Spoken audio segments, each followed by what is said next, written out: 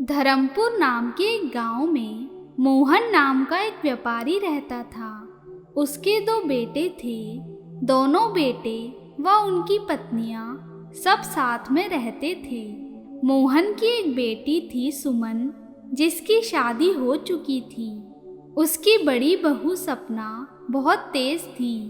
वह अपने पति के कान भरकर सारा पैसा अपने पास रख लेती थी और घर का सारा खर्च भी अपने हाथ से करती थी। मोहन की बेटी सुमन कभी कभी अपने ससुराल से अपने घर आती और कुछ दिन रुक जाती तो बाकी घर वाले खुश हो जाते, पर सपना उससे गुस्सा रहती थी। उसे अपनी नंद का आना पसंद नहीं था। वह एक भी पैसा खर्च करने में बहाने बनाती और जैसे तैसे कोशिश करती कि सुमन जल्दी से अपनी ससुराल वापस चली जाए। इसी बीच रक्षाबंधन का त्योहार आने वाला था। मोहन ने अपने बड़े बेटे से कहा, तुम सुमन को उसके ससुराल से ले आओ। तीज और रक्षाबंधन का पर्व वह यहीं मनाएगी, ऐसी ही परंपरा है। मोहन के बेटे ने कहा, ठीक है पिताजी, मैं उसे ले आऊँगा। शाम को उसकी पत्नी सपना ने कहा, तुम्हें कहीं जाने की ज़रूरत नहीं है। इतने दिन सुमन का खर्च कौन उठाएगा? तुम्हारे पिताजी कुछ काम तो करते नहीं हैं और सारे खर्चे हमारे सर पर डाल देते हैं। तुम बहाना बना देना कि मैं उसे लेने गया था, पर उसने आने से मना कर दिया और वह राखी भेज देगी। 2 दिन बाद मोहन के बड़े बेटे ने यही बात अपने पिताजी को बता दी। मोहन को कुछ समझ नहीं आया कि उसकी बेटी ने आने से मना क्यों कर दिया।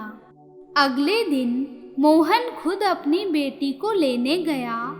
वहां पहुंचकर उसने अपनी बेटी से पूछा कि तुम्हारा बड़ा भाई तुम्हें लेने आया था, तो तुमने मना क्यों कर दिया? सुमन समझ गई कि भाई ने झूठ बोला है।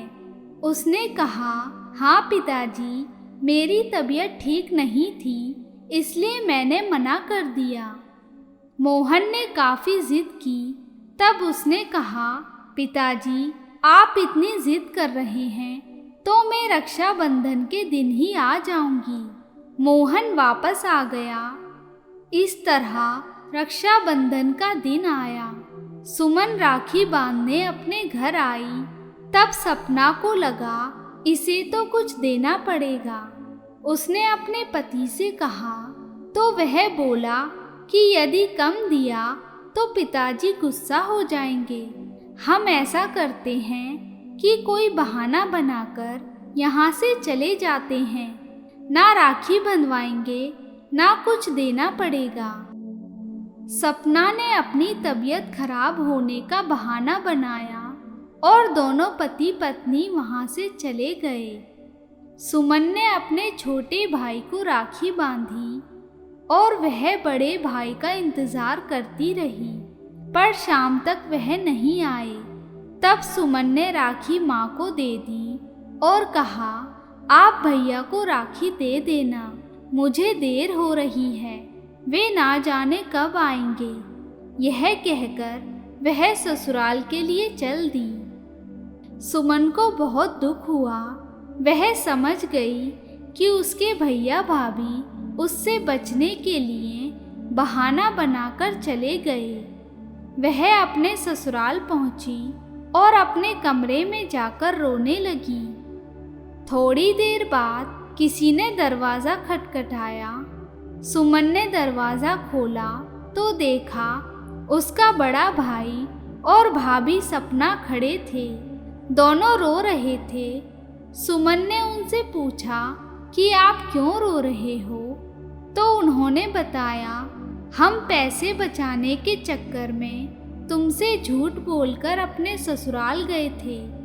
वहाँ जाकर जब सपना अपने भाई को राखी बांधने वाली थी, तभी उसके भाई की नज़र मेरी कलाई पर पड़ी और उसके पूछने पर हमने सारी बात उसे बता दी।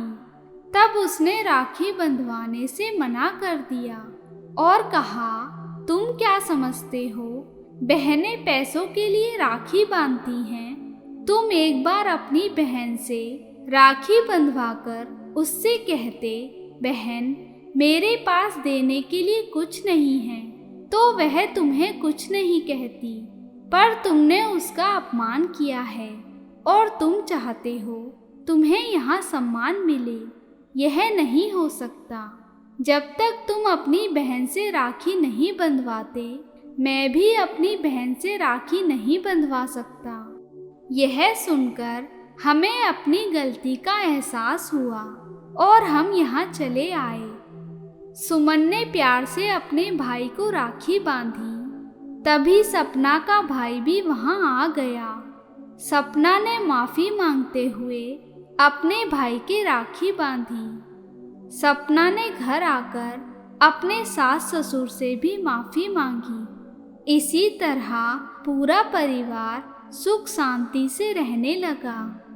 हम आशा करते हैं भाई बहन के बीच का ये प्यार हमेशा इसी तरह बना रहे।